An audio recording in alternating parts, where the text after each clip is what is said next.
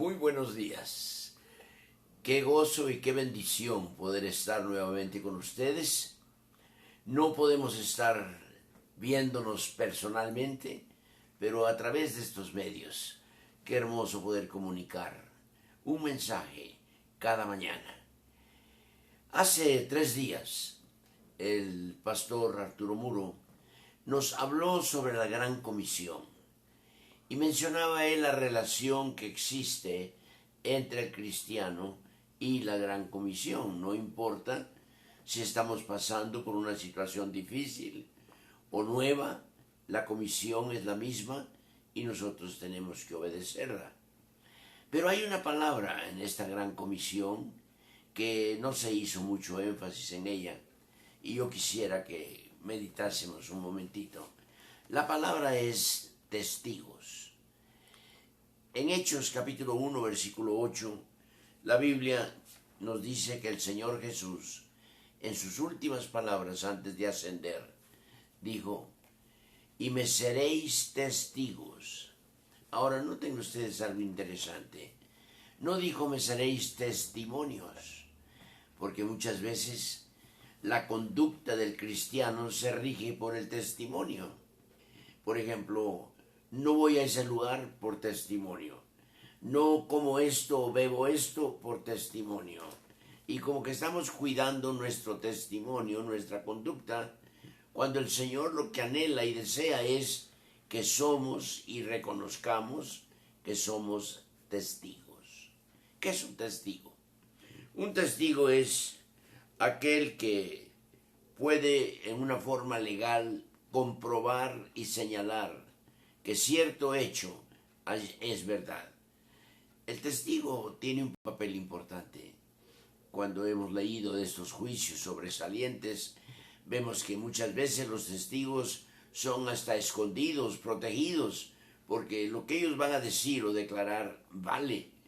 Bueno, aún en el Antiguo Testamento, antes de que un juicio cayera y fuera sentenciado el culpable, decía Dios a Moisés y luego a Josué: de en boca de 2 o 3 testigos, no solo uno, pero los testigos ocupaban un lugar muy especial.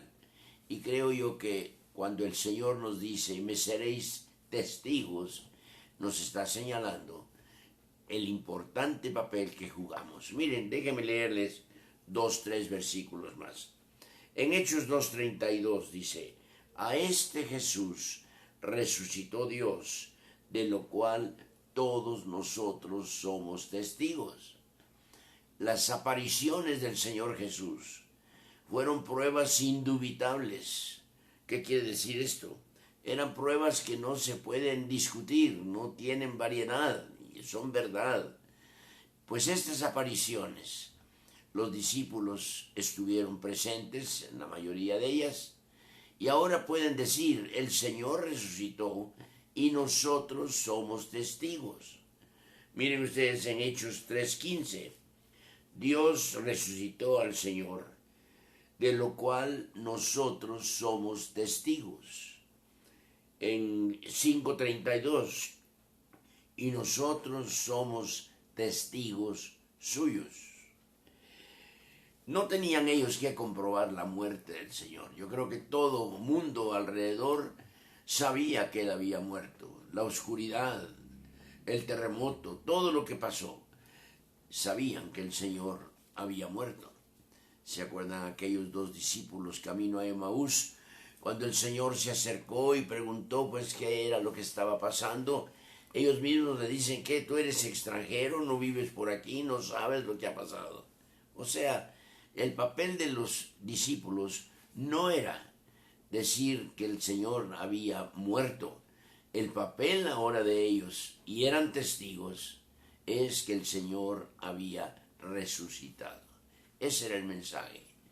Mostrarle al mundo que aquel Jesús que vieron morir en la cruz ahora estaba resucitado con vida y sentado a la diestra del Padre. Como testigos, ellos habían visto, oído, cuando escribe Juan, por ejemplo, allá en Primera de Juan 1, dice, nosotros lo hemos palpado, lo hemos contemplado. Y en Hechos 4:20 dice, no podemos dejar de hablar de aquello de lo cual nosotros hemos visto y oído. Un testigo, pues, es importante. Y usted y yo, querido hermano, somos testigos. Aún en esta situación tan difícil que estamos atravesando, quizá dentro de unos meses, cuando ya hayamos pasado los que queremos, podríamos decirle a la nueva generación, mira, fue así, fue asá, fue países que fueron realmente atacados, y la nueva generación tendrá que escuchar y quizá a veces hasta dudar los miles que murieron en cada uno de los países. Sin embargo, somos testigos y nos tienen que creer. Somos testigos nosotros también, hermanos, de la resurrección de Cristo, por lo que Él ha hecho en nuestra propia vida. No necesitamos poner un letrero enfrente, no necesitamos andar pregonándolo a voz en cuello, no. Nosotros somos testigos y podemos presentarlo y también comprobarlo. Y buscar las maneras de hacerlo. Miren, por ejemplo, en Cuba, me agradó que los hermanos pastores allá están repartiendo cubrebocas, pero con un texto bíblico en él. Entonces la persona que recibe el cubrebocas puede tener oportunidad de escuchar una palabra más del que se la está obsequiando. Hay maneras que uno puede ser testigo y es aprovechando cada momento. Mira, ahorita la gente está angustiada, está con incertidumbre, está con miedo. Es la oportunidad de testificarles que Cristo puede ayudarles y cambiarles. Estaba leyendo la historia de un pastor que fue afectado por este virus y fue llevado al hospital. Estaba muy grave. Dice que él pasó unas 2 noches infernales así, por el dolor, por la temperatura, por todo. Y estaba ahí aislado, estaba en cuidados intensivos. Nadie podía visitarlo, nadie podía verlo, ni un pastor, ni un amigo, ni un familiar. Pero en esa noche, cuando él estaba más angustiado, entró una persona. Él alzó su cabeza para ver quién era, y era el limpiador, el que barría los cuartos. Y mire cómo Dios mandó a este hombre. Este limpiador había sido misionero por 14 años en Nigeria. No sé por qué regresó, si fue por causa de fondos, por la persecución, por lo que usted quiera. Pero no encontró otro trabajo más que este. Y lo tomó, porque dijo, aquí puedo ser testigo del Señor. Antes de salir del cuarto le pidió al pastor, ¿me permite orar por usted? Y el pastor dice, claro. Aquella noche, dice, fue una de las noches más tranquilas y noches de paz espiritual que el pastor había experimentado. La oración de aquel exmisionero no había terminado, estaba trabajando y estaba siendo él un testigo. Aunque no podía hacerlo en el campo misionero, lo estaba haciendo en un cuarto de cuidados intensivos con alguien que estaba pasando por una lucha tremenda. El mismo pastor atestigua que él empezó a sentir una mejoría tremenda esa noche. Ya pudo dormir, la temperatura bajó, se sintió otro hombre. Y él mismo dice, hasta deseé comer.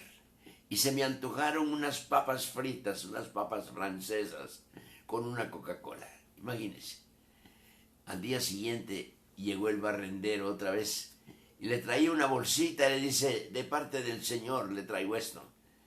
Grande fue la sorpresa cuando el pastor abrió la bolsita y habían papas fritas y había una Coca-Cola.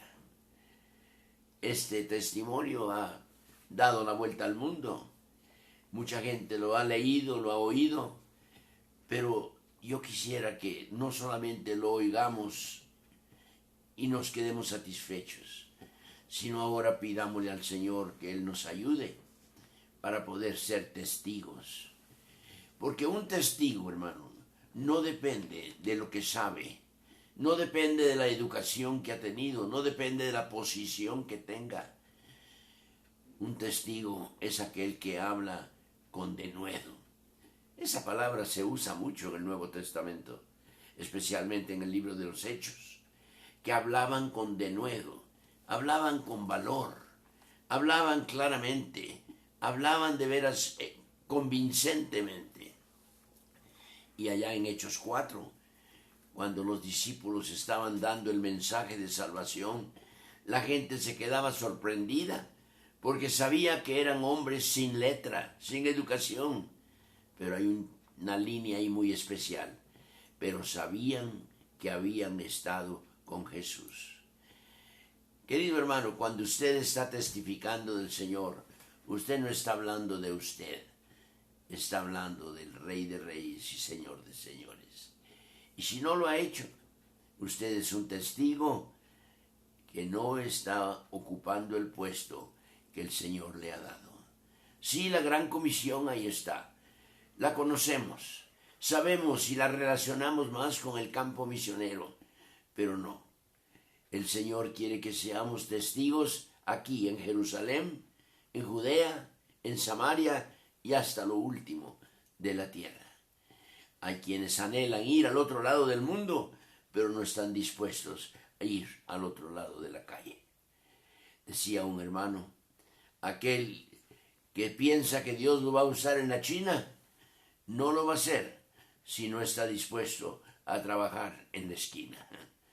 Yo creo que nosotros tenemos una responsabilidad grande ahora. Hay gente esperando, como este pastor en el cuarto de cuidados intensivos, esperando que alguien llegue, y Dios mandó a aquella persona. ¿Qué tal si usted es el barrendero?